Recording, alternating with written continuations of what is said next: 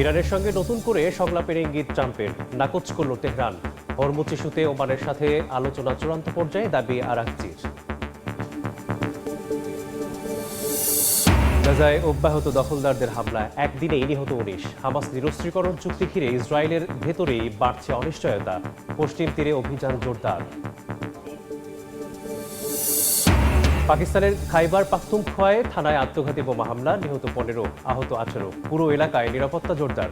চলছে তদন্ত, দায় স্বীকার করেনি কোনো গোষ্ঠী। অভিবাসন সংকট নিয়ে ফের উত্তেজনায় স্পেনের সেউতায়। পরিস্থিতি মোকাবেলায় পুলিশের লাঠিচার্জ। সেনজেন চুক্তি বহাল রেখেই পর্তুগাল সীমান্তে বাড়তি নজরদারি।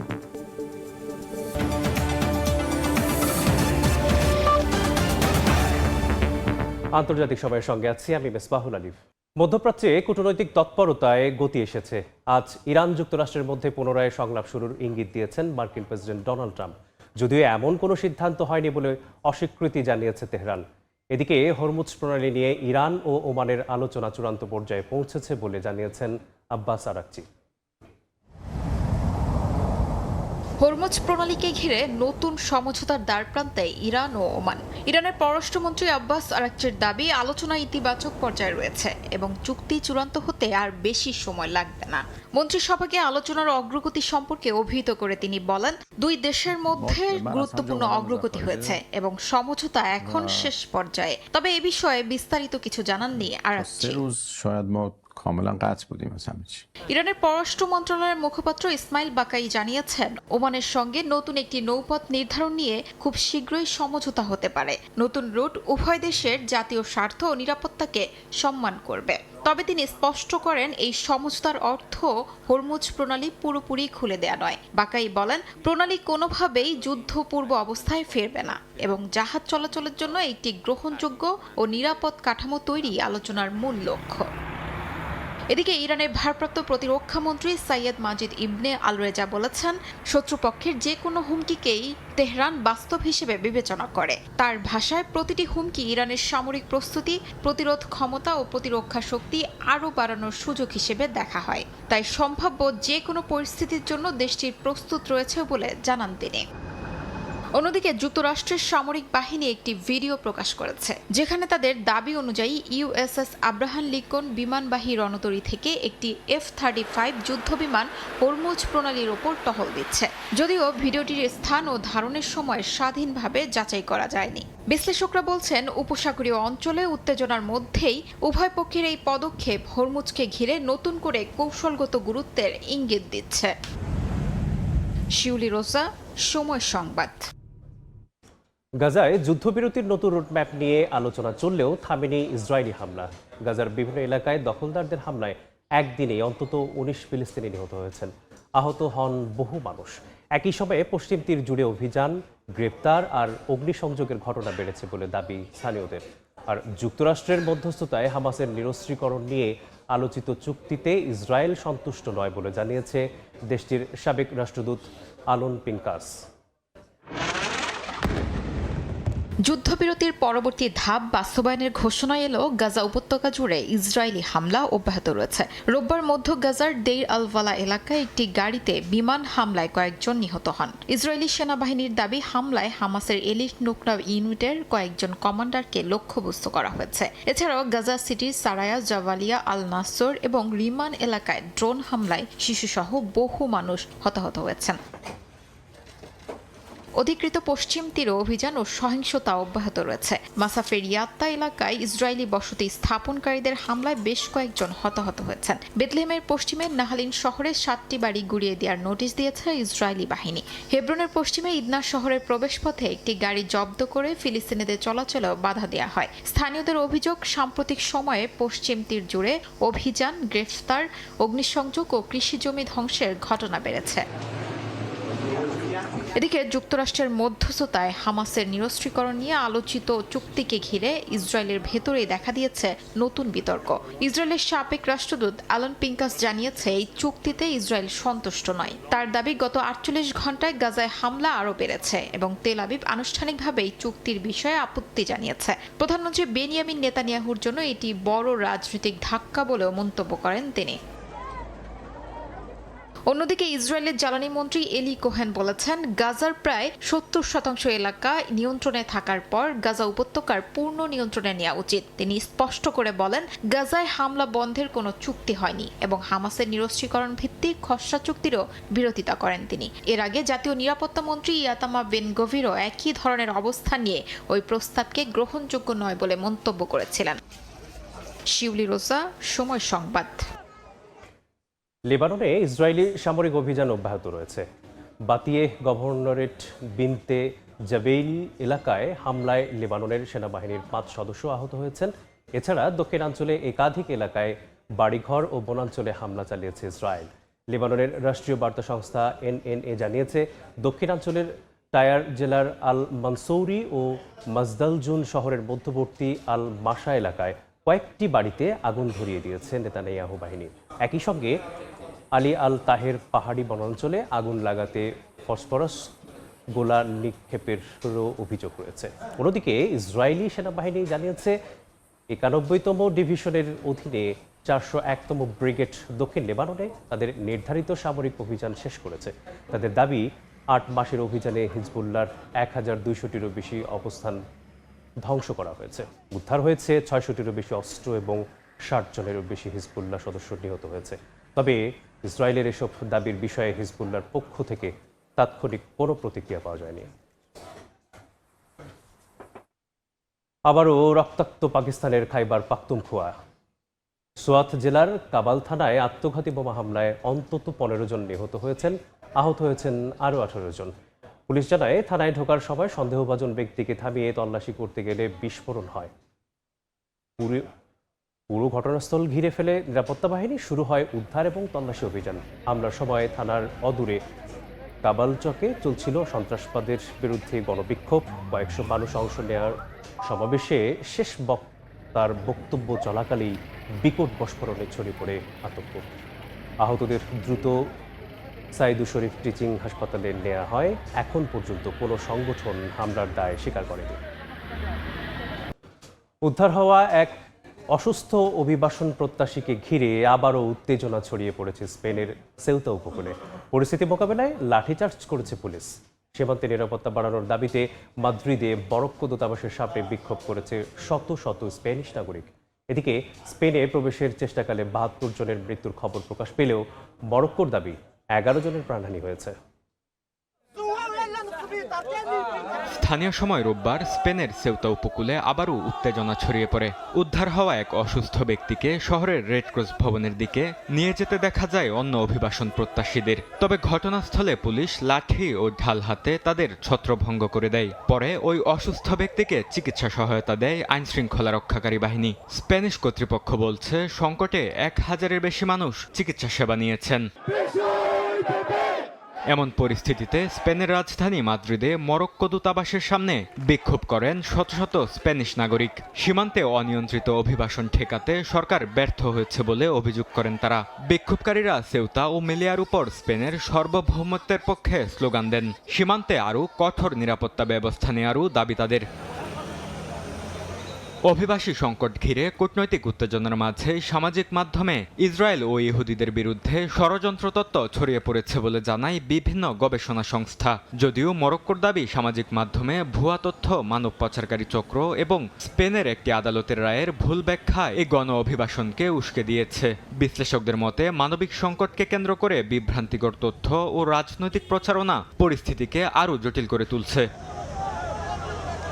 গেল সপ্তাহে অবৈধভাবে স্পেনে প্রবেশের চেষ্টা করে 60,000-এর বেশি অভিবাসন প্রত্যাশী। যদিও কঠোর পদক্ষেপে বেশিরভাগ মরক্কোতে ফিরে গেছে। হতাহতের সংখ্যা নিয়ে দুই দেশ আলাদা আলাদা প্রতিবেদন প্রকাশ করেছে। বরকতুল্লাহ, সময় সংবাদ। স্পেনের সেউতার অভিবাসন সংকটের প্রভাব পড়েছে সবচেয়ে কাছের প্রতিবেশী পর্তুগালের রাজনৈতিক অঙ্গনে। চলমান পরিস্থিতিতে সেনজেন চুক্তি বাতিল না করে সীমান্তের নিয়ন্ত্রণ কড়াকড়ি করেছে পর্তুগাল। স্পেন থেকে বা স্পেন হয়ে পর্তুগালে প্রবেশ করা পর্যটকরাও মুখোমুখি হচ্ছেন তল্লাশির। সংকট সমাধানে স্পেন এবং মরক্কো দুই প্রতিবেশীর সাথেই আলোচনা অব্যাহত রেখেছে মন্টিনিগ্রো সরকার। তারিকুল হাসান আশিকের রিপোর্টে থাকছে বিস্তারিত।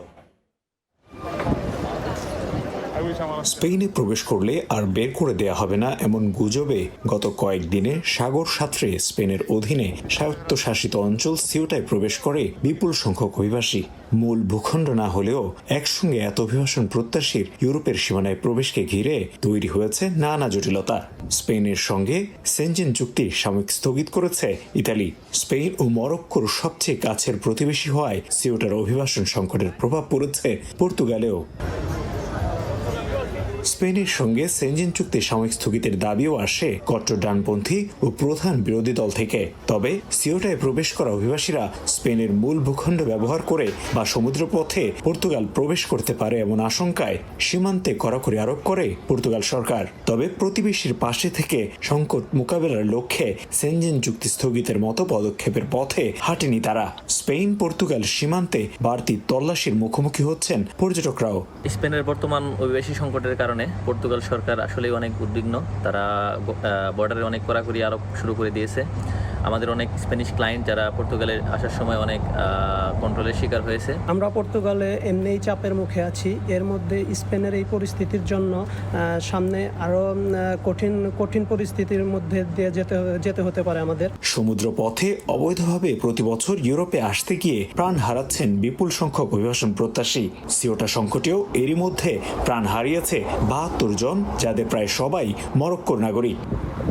স্পেনের সিউটায় চলমান অভিবাসন সংকটে সেনজেনের নিয়ম নীতি আরো খোলাসা করতে ব্রাসেলসের কাছে দাবি জানিয়েছে ইউরোপিয়ান সোশ্যালিস্ট ও ডেমোক্রেটরা।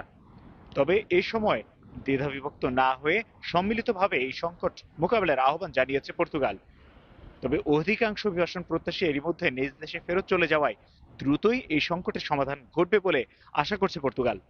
তারিকুল হাসান আশিক, সময় সংবাদ, লিসবন, পর্তুগাল। ইউরোপ ও যুক্তরাষ্ট্র জুড়ে ভয়াবহ দাবানলে বিপর্যস্ত জনজীবন। গ্রিসে আগুন নেভাতে গিয়ে মাঝ আকাশে ২টি হেলিকপ্টারের সংঘর্ষে ২ ক্রু নিহত হয়েছেন। স্পেন ও ফ্রান্সে আগুন নিয়ন্ত্রণে কাজ চালিয়ে যাচ্ছে দমকল কর্মীরা। যুক্তরাষ্ট্রের ওয়াশিংটনে শত শত বাড়িঘর পুড়ে গেছে। নিরাপদ স্থানে সরিয়ে নেওয়া হয়েছে প্রায় ৬০,০০০ মানুষকে। নেভাডা অঙ্গরাজ্যে প্রায় ৩০,০০০ একরেরও বেশি এলাকায় দাবানল ছড়িয়ে পড়েছে। ইউরোপ জুড়ে চলমান দাবানলের ভয়াবহতার মধ্যেই গ্রিসে ঘটে গেল মর্মান্তিক দুর্ঘটনা। এথেন্সের পশ্চিমে ভয়াবহ দাবানল নিয়ন্ত্রণে কাজ করার সময় মাঝ আকাশে সংঘর্ষে জড়িয়ে পড়ে ২টি অগ্নি নির্বাপনকারী হেলিকপ্টার। এতে প্রাণহানির ঘটনা ঘটেছে। আহত অবস্থায় উদ্ধার করা হয়েছে কয়েকজনকে। এদিকে আগুন ক্রমেই গ্রিসের রাজধানী এথেন্সের কাছাকাছি পৌঁছে যাচ্ছে। এথেন্স সংলগ্ন আটিকা অঞ্চলে আগুন নিয়ন্ত্রণে লড়াই চালিয়ে যাচ্ছেন দমকল কর্মীরা। প্রবল বাতাসে পরিস্থিতি আরও জটিল হয়ে উঠেছে। প্রায় ৫০০ উদ্ধারকর্মী ও ২৩টি উড়োজাহাজ মোতায়েন থাকলেও উপকূলের পোর্তো জার্মানো এলাকা রক্ষা করা চ্যালেঞ্জ হয়ে দাঁড়িয়েছে। স্পেনে দাবানল পরিস্থিতি কিছুটা উন্নতি হলেও পুরোপুরি শঙ্কা কাটেনি। উত্তরাঞ্চলের লিওন প্রদেশে নতুন করে আগুন ছড়িয়ে পড়েছে। প্রায় ১১,০০০ হেক্টর বনভূমি পুড়ে যাওয়ার পর জামোরার ১৪টি শহরে ফিরতে শুরু করেছেন বাসিন্দারা। ফ্রান্সের দক্ষিণ পূর্বাঞ্চলের ভার অঞ্চলে নিয়ন্ত্রণে আসা দাবানল আবারও ছড়িয়ে পড়ায় প্রায় ২৫০০ মানুষকে নিরাপদ স্থানে সরিয়ে নেওয়া হয়। পরে আগুন নিয়ন্ত্রণে আনতে সক্ষম হন দমকল কর্মীরা। স্থানীয় প্রশাসন জানিয়েছে আগুনে প্রায় ১৮০০ হেক্টর এলাকা পুড়ে গেছে। যুক্তরাষ্ট্রের ওয়াশিংটনের স্পোকেন অঞ্চলে দাবানলে শত শত বাড়িঘর পুড়ে গেছে। আগুন নিয়ন্ত্রণে ৯ শতাধিক কর্মী কাজ করলেও পরিস্থিতি এখনও স্বাভাবিক হয়নি। ২.৫ লাখ একরের বেশি এলাকায় ছড়িয়ে পড়া আগুনে ব্যাপক বিদ্যুৎ বিভ্রাট দেখা দিয়েছে। নিরাপদ স্থানে সরিয়ে নেওয়া হয়েছে হাজারো মানুষকে। অন্যদিকে নেভাডার নিউপাস দাবানল ৩০,০০০ একরের বেশি এলাকায় ছড়িয়ে পড়েছে। নাসরিন রুমি, সময় সংবাদ। ভারতের আসাম ও কেরালায় বন্যা পরিস্থিতির আরও অবনতি হয়েছে। তলিয়ে গেছে রাস্তাঘাট, ঘরবাড়ি। বিপন্ন এলাকায় ত্রাণ পৌঁছে দিচ্ছেন স্বেচ্ছাসেবকরা। এদিকে বন্যায় চীনের বিভিন্ন প্রদেশে যান চলাচল ব্যাহত হয়েছে। ধসে গেছে সেতুর সংযোগস্থল। আর দক্ষিণ আমেরিকার দেশ চিলিতেও বন্যায় প্রাণ গেছে অন্তত ২ জনের।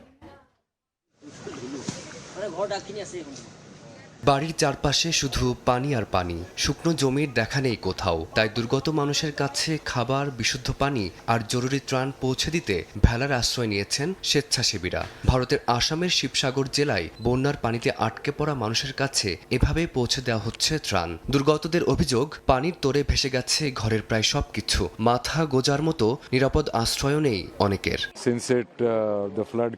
বন্যা হওয়ার পর আজ 10 দিন হয়ে গেছে, কিন্তু এখনো পানি এতটুকু কমেনি। অনেক পরিবার এখনো পানিবন্দী হয়ে নিজেদের ঘরেই আটকে আছে, বিশেষ করে দূরের এলাকাগুলোতে। আমরা বিভিন্ন জায়গায় ঘুরে প্রয়োজনীয় কিছু ত্রাণ সামগ্রী পৌঁছে দিয়েছি। একই চিত্র দক্ষিণ ভারতের কেরালাতেও। হাঁটু সমান পানি পেরিয়ে ঘরে ঘরে ত্রাণ পৌঁছে দিচ্ছেন উদ্ধারকর্মীরা। আলোকপুঝা ও পত্তনমথিত্তা জেলায় রাতভর ভারী বৃষ্টিতে ঘরবাড়ি, ফসলি জমি ও দোকানপাট তলিয়ে গেছে। নিরাপদ আশ্রয়ের খোঁজে বাড়ি ছেড়েছেন অনেক পরিবার। আবহাওয়া অফিসের আশঙ্কা, আগামী সপ্তাহেও কেরালার বিভিন্ন এলাকায় ভারী বৃষ্টি অব্যাহত থাকতে পারে। চীনের পরিস্থিতিও হয়ে উঠেছে উদ্বেগজনক। টানা বর্ষণ ও আকস্মিক পাহাড়ি ঢলের ঝুঁকিতে উত্তর পূর্বাঞ্চলীয় জিলিন, হেইলংচিয়াং, উত্তর পশ্চিমের গানজু এবং দক্ষিণ পশ্চিমের চংকিং সহ একাধিক অঞ্চলে জারি করা হয়েছে বিভিন্ন স্তরের সতর্কতা। নিরাপদে সরিয়ে নেওয়া হয়েছে বহু মানুষকে। আবহাওয়াবিদরা বলছেন, মঙ্গলবার পর্যন্ত কোথাও কোথাও 200 মিলিমিটার পর্যন্ত বৃষ্টিপাত হতে পারে। এদিকে দক্ষিণ আমেরিকার দেশ চিলিতেও ঝড়ের তাণ্ডবে কয়েকজনের মৃত্যু হয়েছে। প্রবল বন্যায় কনসেপসিয়ন সহ আশপাশের এলাকায় শুরু হয়েছে নিরাপদ আশ্রয়ে সরিয়ে নেওয়ার কার্যক্রম। কয়েক সপ্তাহ আগের প্রাণঘাতী ঝড়ের ক্ষতি কাটিয়ে ওঠার আগে নতুন এই দুর্যোগে আবারও বিপর্যস্ত হয়ে পড়েছে দেশটি। ফারদিন মাঝহার, সময় সংবাদ। অস্ট্রেলিয়ার সিডনির কেন্দ্রস্থলে একটি ভবনের অংশ ধসে পড়ে গুরুতর আহত হয়েছেন অন্তত 2 জন। ঘটনাস্থল থেকে তাদের হাসপাতালে নেওয়া হয়েছে। ধসের কারণ জানতে তদন্ত শুরু করেছে কর্তৃপক্ষ। স্থানীয় সময় সোমবার সকালে সিডনির কেন্দ্র থেকে প্রায় 2 কিলোমিটার দূরের আল্টিমো এলাকায় ভবন ধসের এই ঘটনা ঘটে। ধসের পরপরই পুলিশ, দমকল কর্মীরা ঘটনাস্থলে পৌঁছে উদ্ধার অভিযান চালায়। ধসে পড়া ভবনের ধ্বংসাবশেষ আশপাশে থাকা কয়েকটি বাড়ির উপর ছিটকে পড়ে। ভবনটির স্থিতিশীলতা পরীক্ষা করেছেন দমকল কর্মীরা। নিরাপত্তার স্বার্থে পাশের একটি পেট্রোল স্টেশন, ভবনের পেছনের একটি ভবন এবং একটি গলিপথ সাময়িকভাবে খালি করে দেওয়া হয়েছে। আন্তর্জাতিক সময় আরও থাকছে। তীব্র গরম উপেক্ষা করে ইরাকের কারবালায় জনসমুদ্র। আরবাইন উপলক্ষে ইমাম হোসেন রাদিয়াল্লাহু তাআলা আনহু এর মাজারে লাখো মানুষের ভিড়। হিটস্ট্রোক ঠেকাতে বিশেষ ব্যবস্থা। রাশিয়ার একাধিক অঞ্চলে ইউক্রেনের ড্রোন হামলায় অন্তত 11 জন নিহত হয়েছেন, আহত হয়েছেন বহু মানুষ। রাশিয়ার দাবি 635 ড্রোন ভূপাতিত করেছে রুশ বাহিনী। অন্যদিকে ইউক্রেনের জাপোরিজিয়া শহরে রুশ হামলায় 1 জন নিহত এবং অন্তত 31 জন আহত হয়েছেন। বেসামরিক স্থাপনায় হামলা ঘিরে নতুন করে যুদ্ধাপরাধের অভিযোগও তুলেছে কিয়েভ। তবে রাশিয়া অভিযোগ প্রত্যাখ্যান করে দাবি করছে, ইচ্ছাকৃতভাবে কোনো বেসামরিক স্থাপনা লক্ষ্য করে হামলা চালানো হয়নি। রাশিয়া ও ইউক্রেন পাল্টাপাল্টি হামলায় ব্যাপক প্রাণহানির ঘটনা ঘটেছে। রাশিয়ার একাধিক অঞ্চলে ড্রোন হামলা চালিয়েছে ইউক্রেন। রুশ কর্তৃপক্ষের দাবি 635টি ড্রোন ভূপাতিত করা হলেও বিভিন্ন হামলায় বেশ কয়েকজন নিহত হয়েছেন। উদমূর্তিয়া, সারাতোভ, অ্যাঙ্গেলোস ও বেলগরোদ অঞ্চলে ড্রোন হামলায় প্রাণহানির পাশাপাশি আবাসিক ভবন ও বেসামরিক অবকাঠামোর ক্ষয়ক্ষতি হয়েছে। ইউক্রেনের দাবি, সারাতোভ তেল শোধনাগার, অ্যাঙ্গেলোস বিমান ঘাঁটি এবং কালুগা অঞ্চলের একটি তেল ডিপোতে সফল হামলা চালিয়ে আগুন ধরিয়ে দেওয়া হয়েছে। একই সময় মস্কোর কেন্দ্রস্থলে একটি বিস্ফোরণে বহু মানুষ হতাহত হয়েছেন। অন্যদিকে ইউক্রেনের দক্ষিণাঞ্চলীয় জাপোরিজিয়া শহরে রুশ হামলায় বেশ কয়েকজন হতাহত হয়েছেন। আঞ্চলিক গভর্নরের তথ্য অনুযায়ী 1.5 ঘন্টার ব্যবধানে শহরটিতে 8টি গাইডে বোমা নিক্ষেপ করা হয়। এতে আবাসিক ভবন সহ বিভিন্ন স্থাপনা ক্ষতিগ্রস্ত হয়। ধ্বংসস্তূপ থেকে কয়েকজনকে উদ্ধার করেছেন উদ্ধারকর্মীরা। স্থানীয়দের দাবি, সাম্প্রতিক মাসগুলোতে জাপোরিজিয়া শহর রুশ বাহিনীর ধারাবাহিক ভারী হামলার অন্যতম লক্ষ্যবস্তু হয়ে উঠছে। এদিকে ইউক্রেন এবং কয়েকটি আন্তর্জাতিক সংস্থা রাশিয়ার এসব হামলাকে যুদ্ধাপরাধ হিসেবে আখ্যা দিয়েছে। তাদের অভিযোগ, বিদ্যুৎ, পানি, চিকিৎসা, অন্যান্য জরুরি বেসামরিক অবকাঠামোকে পরিকল্পিতভাবে হামলার লক্ষ্যবস্তু করা হচ্ছে। তবে এই অভিযোগ প্রত্যাখ্যান করে রাশিয়ার দাবি, পরিকল্পিতভাবে কোনো সামরিক স্থাপনা লক্ষ্য করে হামলা চালানো হয় না। যুদ্ধের মধ্যেই বেসামরিক জনগণের নিরাপত্তা নিশ্চিত করতে আন্তর্জাতিক সম্প্রদায়ের কার্যকর পদক্ষেপের আহ্বান জানিয়েছে কিয়েভ। শিউলি রোসা, সময় সংবাদ। নদীর পানি পাওয়ার দাবিতে ভিন্ন এক প্রতিবাদ জানালো ভারতের তামিলনাড়ু রাজ্যের কৃষক ও অধিকার কর্মীরা। নদীর পাড়েই নিজেদের মাটি চাপা দিয়ে প্রতিবাদ জানান তারা। তাদের অভিযোগ, প্রতিবেশী কর্ণাটক রাজ্য পানি না ছাড়ায় ব্যাহত হচ্ছে কৃষিকাজ। যদিও কর্ণাটক বলছে দুর্বল মৌসুমী বায়ু এবং স্তর কমে যাওয়ায় সঠিক সময়ে পানি ছাড়া কঠিন হয়ে পড়েছে। নদীর পাড়ে নিজেদেরকে মাটি চাপা দিয়ে ভিন্ন এক প্রতিবাদ কর্মসূচি দেখা গেল ভারতের তামিলনাড়ুতে। স্থানীয় সময় রোববার রাজ্যের তিরুচিরাপল্লী শহরের কৃষক ও অধিকার কর্মীরা এই প্রতীকী আন্দোলন শুরু করেন। প্রতিবেশী কর্ণাটক রাজ্যের কাছে সময়মতো কাবেরী নদীর পানি ছাড়ার দাবি জানান তারা। কাবেরী নদীর উৎপত্তি ভারতের কর্ণাটক রাজ্যের কুর্গ জেলার তালাকাবেরী থেকে। নদীটি প্রায় 800 কিলোমিটার পথ অতিক্রম করে তামিলনাড়ুর মধ্য দিয়ে বঙ্গোপসাগরে পতিত হয়েছে। তবে ব্রিটিশ শাসন আমলে কর্ণাটকের বেশ কয়েকটি বাঁধ নদীর পানি তামিলনাড়ুর দিকে প্রবাহকে বাধাগ্রস্ত করে, ফলে অনেক কৃষক সময়মতো সেচের পানি পান না।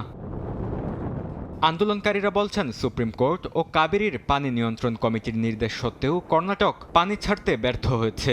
এমনকি পানির প্রবাহ কমে যাওয়ায় কৃষিকাজের জন্য তারা প্রয়োজনীয় পানি পাচ্ছেন না বলেও অভিযোগ করেন। কাবেরী নদীর পানি ছেড়ে দেওয়ার বিষয়ে সুপ্রিম কোর্টের নির্দেশ মানতে অস্বীকৃতি জানিয়েছে কর্ণাটক। তামিলনাড়ুর কৃষকদের জীবিকা ধ্বংস করে দিয়েছে তারা। এই কারণে আমরা এই বিক্ষোভ করছি।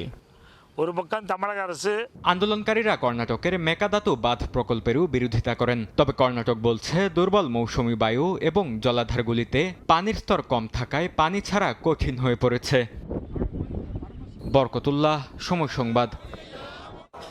ভারতের দিল্লিতে এক সাংসদের উপর হামলার চেষ্টার অভিযোগে একজনকে গ্রেপ্তার করেছে পুলিশ। স্থানীয় সময় রোববার সাংসদ পাপ্পু যাদবকে লক্ষ্য করে জুতো নিক্ষেপ করে অভিযুক্ত। নিজের বাসভবনের সংবাদ সম্মেলনের সময় এই ঘটনা ঘটে। পাপ্পুর অভিযোগ, তাকে খুনের পরিকল্পনা করে ছুরি হাতে হামলা চালিয়েছিলেন ওই ব্যক্তি। এই ঘটনায় দেশ জুড়ে নতুন করে আলোচনার জন্ম দিয়েছে। সম্প্রতি রাম মন্দিরের অনুদান চুরির ঘটনার প্রতিবাদে পার্লামেন্টের সামনে নাটক মঞ্চস্থ করেছিলেন পাপ্পু। হিন্দু ভাবাবেগে আঘাত দেওয়ার অভিযোগে তার বিরুদ্ধে এফআইআর দায়ের করা হয়েছিল। ওই ইস্যুতেই সংবাদ সম্মেলন ডেকেছিলেন পাপ্পু। পাকিস্তানের সাবেক প্রধানমন্ত্রী ইমরান খানকে স্বাস্থ্যগত কারণে মুক্তি দেয়া হতে পারে বলে জানিয়েছে একাধিক সামরিক সূত্র। পাকিস্তানের এই নেতার মুক্তির বিষয়টি রাজনৈতিকভাবে সংবেদনশীল হওয়ায় তৃতীয় পক্ষের মধ্যস্থতায় প্রাথমিক আলোচনা হয়েছে বলেও জানানো হয়। ইমরান খানের আন্তর্জাতিক সংবাদ মাধ্যম বিষয়ক উপদেষ্টা জানান, সাবেক এই প্রধানমন্ত্রীর স্বাস্থ্যের অবনতি হচ্ছে। পরিবারের সদস্যরাও তার সঙ্গে দেখা করতে দেয়া হচ্ছে না। সরকারের মানবিক এবং দায়িত্বশীলতার পরিচয় দিয়ে পাকিস্তান তেহরিক-ই ইনসাফের নেতাকে মুক্তি দেওয়া উচিত বলেও মন্তব্য করেন তিনি। ইমরান খান রাওয়ালপিন্ডির আদিয়ালা কারাগারে 3 বছর ধরে বন্দী রয়েছেন। ইরাকের পবিত্র শহর কারবালায় আরবাইন উপলক্ষে লাখো শিয়া মুসলিমের ঢল নেমেছে। 50 ডিগ্রি সেলসিয়াস তাপমাত্রাকে উপেক্ষা করে ইমাম হুসাইন রাদিয়াল্লাহু তাআলা আনহু এর মাজারে ভিড় করেছেন লাখো ধর্মপ্রাণ অনুসারী। তীব্র গরমে হিটস্ট্রোক ঠেকাতে ছায়া, পানি ছিটানো এবং জরুরি চিকিৎসা সেবা জোরদার করেছে কর্তৃপক্ষ। মহানবী হজরত মোহাম্মদ সাল্লাল্লাহু আলাইহি সাল্লামের দৌহিত্র ইমাম হুসাইন রাদিয়াল্লাহু তাআলা আনহুর শাহাদাতের 40 দিন পর প্রতি বছর পালিত হয় আরবাইন। এই উপলক্ষে স্থানীয় সময় শনিবার থেকেই ইরাকের কারবালায় জড়ো হন লাখো মানুষ। হাতে ধর্মীয় পতাকা ও ব্যানার নিয়ে ইমাম হুসাইনের মাজারে প্রার্থনায় অংশ নেন তারা। বিশ্বের অন্যতম বৃহৎ ধর্মীয় সমাবেশ হিসেবে বিবেচিত এই যাত্রায় এবারও যোগ দিয়েছেন বিভিন্ন প্রদেশ ও বিদেশ থেকে আসা ভক্তরা।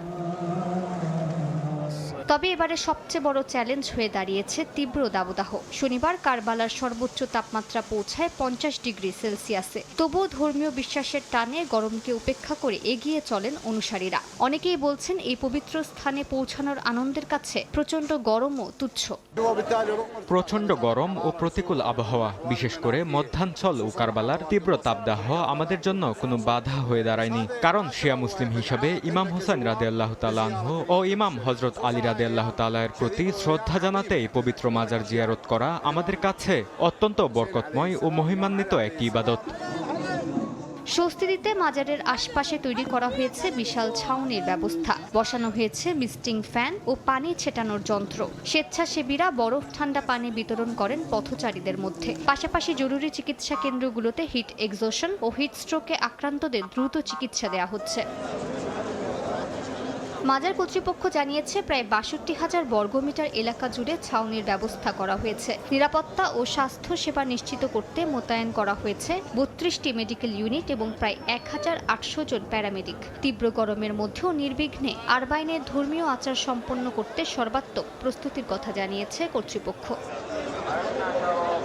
মালিহা সুহরওয়ার্দী, সময় সংবাদ। সুদানের পশ্চিম দারফুরের একটি সালিশি আদালতে ড্রোন হামলায় অন্তত ৩৫ জন নিহত হয়েছেন, আহত হয়েছেন বেশ কয়েকজন।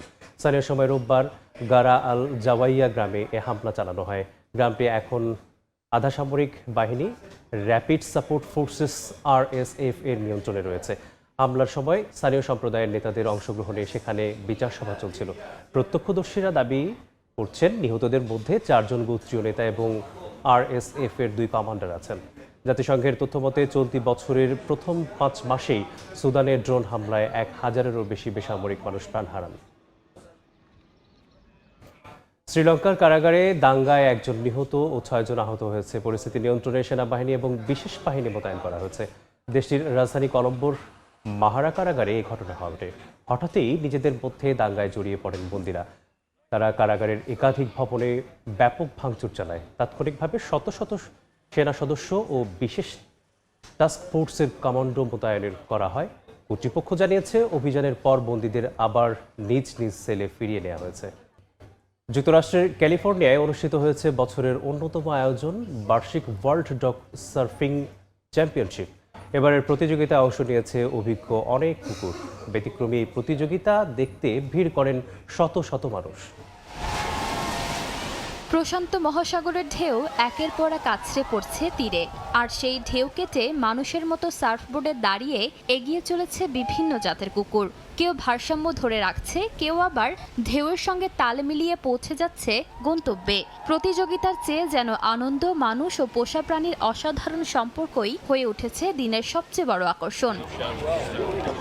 এবারের প্রতিযোগিতায় সবার নজর কেড়েছে 6 বছর বয়সী ফ্রেঞ্চ বুলডগ ইজা। টানা 5মবারের মতো অংশ নিচ্ছে সে। তার মালিক জানান, ছোটবেলা থেকেই সমুদ্রের সঙ্গে পরিচয় ইজার। ধীরে ধীরে খেলতে খেলতেই সার্ফিং শিখে যায় ইজা। এখন পুরো গ্রীষ্ম জুড়েই যুক্তরাষ্ট্রের পশ্চিম উপকূলের বিভিন্ন সৈকতে ঘুরে ঘুরে সার্ফিং করে।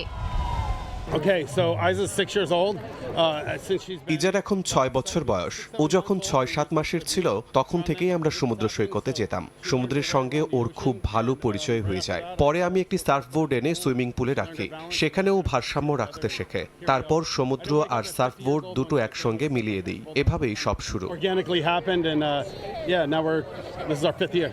শুধু ইজা নয়, ইয়েলো ল্যাব্রাডর রোজি, চার্লি সহ আরো অনেক প্রতিযোগীও দারুণ দক্ষতায় সার্ফিং করে দর্শকদের মুগ্ধ করে। মালিকদের কাছে এটি শুধু একটি খেলা নয়, বরং প্রিয় কুকুরের সঙ্গে একসঙ্গে সময় কাটানোর এক বিশেষ অভিজ্ঞতা। দর্শকদের অনেকেই প্রথমবারের মতো এমন প্রতিযোগিতা দেখে বিস্মিত। কুকুরগুলোর আত্মবিশ্বাস, প্রশিক্ষণ আর ঢেউয়ের ওপর ভারসাম্য ধরে রাখার দক্ষতা সবাইকে মুগ্ধ করেছে। কেউ ছবি তুলছেন, কেউ বা আবার প্রিয় প্রতিযোগিতার জন্য উল্লাস করেছেন। কুকুরদের সার্ফিং সত্যি আমাকে অবাক করেছে। তারা কত ভালো করছে, কত সুন্দরভাবে সার্ফবোর্ডে দাঁড়িয়ে ঢেউ ধরছে তা দেখে আমি মুগ্ধ। সবাই তাদের জন্য চিৎকার করছে, উৎসাহ দিচ্ছে। পরিবেশটা দারুণ। আমার মনে হয় ওরা ভীষণ প্রতিভাবান। আমি নিজেই সার্ফিং করতে পারি না, ওরা কিভাবে এটা করে সেটাই ভাবছি। ঢেউগুলো কিন্তু অনেক বড়। মানুষ আর তার সবচেয়ে বিশ্বস্ত সঙ্গীর এই ব্যতিক্রমী সমন্বয় ক্যালিফোর্নিয়ার এই প্রতিযোগিতাকে পরিণত করে আনন্দ, ভালোবাসা আর অসাধারণ বন্ধনের এক অনন্য উৎসবে। প্রতি বছরই বিভিন্ন জাতের কুকুর ও তাদের মালিকেরা অংশ নেন এই প্রতিযোগিতায়। ইশিতা আক্তার, সময় সংবাদ। জেরুজালেমের সোরেক খালের তীরে দেখা মিলেছে মাকড়সার রাজ্যের চিত্র। পানিতে মশার লার্ভা দ্রুত বেড়ে ওঠায় খাবারের প্রাচুর্যে কোটি কোটি মাকড়সা এখানে জাল বুনতে শুরু করে। তবে গ্রীষ্মকালে মশার হ্রাস পাওয়ায় খাদ্যের অভাবে কমতে থাকে মাকড়সার সংখ্যা। তবে অনুকূল পরিবেশ তৈরি হলেই আবারও দেখা মেলে এই বিস্ময়কর দৃশ্যের। গহীন বনের ভেতর দিয়ে বয়ে চলেছে একটি সরু খাল, আর সেই খালের দুপাশে গাছ ঝোপঝাড় মোড়ানো রয়েছে মাকড়সার সাদা জালের চাদর। প্রথম দেখায় মনে হবে যেন বহু বছর ধরে এখানে মানুষের স্পর্শ পড়েনি, তাই সেই সুযোগে ধীরে ধীরে নিজের রাজত্ব গড়ে তুলেছে প্রকৃতি। এমন এক রহস্যময় দৃশ্যের দেখা মিলেছে জেরুজালেমের কাছে সোরেক খালের তীরে, যেই সৌন্দর্যের পেছনে রয়েছে কোটি কোটি ক্ষুদ্র মাকড়সা। কয়েক বছর পর পর অনুকূল পরিবেশ তৈরি হলেই দেখা মিলে এই বিস্ময়কর দৃশ্যের। সোরেক খালটির উৎপত্তি জুডিয়ান পাহাড়ে। সেই পানিতে থাকা নাইট্রোজেন ও ফসফরাসের মতো পুষ্টি উপাদান পানিতে মশার লার্ভা দ্রুত বেড়ে উঠতে সাহায্য করে, আর সেই মশাই মাকড়সার প্রধান খাবার। আর খাদ্যের প্রাচুর্যে কোটি কোটি মাকড়সা এখানে জাল বুনতে শুরু করে। কিন্তু ঋতু বদলালেই বদলে যায় এই রাজ্যের গল্প। গ্রীষ্মকাল শেষ হলে কমে যায় তাপমাত্রা, খাদ্যের অভাবে কমতে থাকে মশা ও মাকড়সার সংখ্যা, আর তাদের সঙ্গে ধীরে ধীরে মিলিয়ে যায় এই মোহনীয় সাদা জালের রাজ্য। ঈশিতা আক্তার, সময় সংবাদ। বসনিয়া ও হার্জেগোভিনিয়ায় অনুষ্ঠিত হয়েছে ঐতিহাসিক উৎসব রোমান ডেইজ। দিনটি ঘিরে আয়োজন করা হয় প্রশিক্ষিত রোমান যোদ্ধাদের অভিনয়, কুচকাওয়াজ সহ নানা প্রদর্শনী। ইতিহাসকে নতুন প্রজন্মের কাছে তুলে ধরাই উৎসবের মূল উদ্দেশ্য বলছেন অংশগ্রহণকারীরা। প্রাচীন রোমান ঐতিহ্য জীবন্ত হয়ে ধরা দিয়েছে বসনিয়া ও হার্জেগোভিনায়। দেশটির ছোট্ট গ্রাম মোক্রুতে অনুষ্ঠিত হয় সবচেয়ে বড় ঐতিহাসিক উৎসব রোমান ডেইজ। এদিন পুরো গ্রাম সাজানো হয় প্রাচীন রোমান সাম্রাজ্যের অনুকরণে। শিশু ও প্রাপ্তবয়স্করা পরেন বিভিন্ন ধরনের ঐতিহ্যবাহী পোশাক। প্রশিক্ষিত রোমান যোদ্ধাদের অভিনয়, কুচকাওয়াজ সহ নানা প্রদর্শনী দেখতে ভিড় করেন দর্শনার্থীরা। তবে কেবল বিনোদনই নয়, উৎসবে তুলে ধরা হয় রোমান যুগের জীবনধারা। প্রাচীন পদ্ধতিতে ভাস্কর্য তৈরি, সুগন্ধি বানানো সহ নানা ঐতিহ্যবাহী কারুশিল্পে অংশ নেন দর্শনার্থীরা। ইতিহাসকে বইয়ের পাতায় সীমাবদ্ধ না রেখে বাস্তব অভিজ্ঞতার মাধ্যমে নতুন প্রজন্মের কাছে তুলে ধরাই এই উৎসবের মূল উদ্দেশ্য। মুক্রু এলাকার কাছে রয়েছে রোমান সাম্রাজ্যের নানা প্রত্নতাত্ত্বিক নিদর্শন। সেই ঐতিহাসিক উত্তরাধিকারকে নতুন প্রজন্মের সামনে তুলে ধরতেই এই উদ্যোগ বলে জানান অংশগ্রহণকারীরা। শিশুদের জন্য ইতিহাসকে কাছ থেকে জানার এটি এক ব্যতিক্রমী সুযোগ বলছেন তারা। শিশুদের জন্য ইতিহাস সম্পর্কে জানার অনন্য সুযোগ এটি। একসময় এই অঞ্চলে রোমান সাম্রাজ্যের উপস্থিতি ছিল, একই সঙ্গে তারা এই পুরো অঞ্চলের ঐতিহ্য ও উত্তরাধিকার সম্পর্কেও জানতে পারবে। গ্রামের 2 শতাধিক বাসিন্দার যৌথ প্রচেষ্টায় 35,000 বর্গমিটার এলাকা জুড়ে আয়োজন করা হয় এই উৎসব, যেখানে গড়ে তোলা হয়েছে 72টি প্রদর্শনী, যা আকর্ষণ করছে দেশি বিদেশি পর্যটকদেরও। বরকতুল্লাহ, সময় সংবাদ। আন্তর্জাতিক সময়ের শীর্ষ সংবাদগুলো জানিয়ে দিচ্ছি আরেকবার। ইরানের সঙ্গে নতুন করে সংলাপের ইঙ্গিত ট্রাম্পের, নাকচ করল তেহরান। হরমুজ ইস্যুতে ওমানের সাথে আলোচনা চূড়ান্ত পর্যায়ে, দাবি আরাকচির। পাকিস্তানের খাইবার পাখতুনখোয়ায় থানায় আত্মঘাতী বোমা হামলা, নিহত 15, আহত 18। পুরো এলাকায় নিরাপত্তা জোরদার, চলছে তদন্ত। দায় স্বীকার করেনি কোনো গোষ্ঠী। এবং গ্রিসে আগুন নেভাতে গিয়ে মাঝ আকাশে 2 হেলিকপ্টারের সংঘর্ষ, প্রাণ গেল 2 ক্রু, আহত কয়েকজন। ওয়াশিংটনে দাবানলে পুরল শত শত বাড়িঘর। ভারত চীনে বন্যা পরিস্থিতির অবনতি।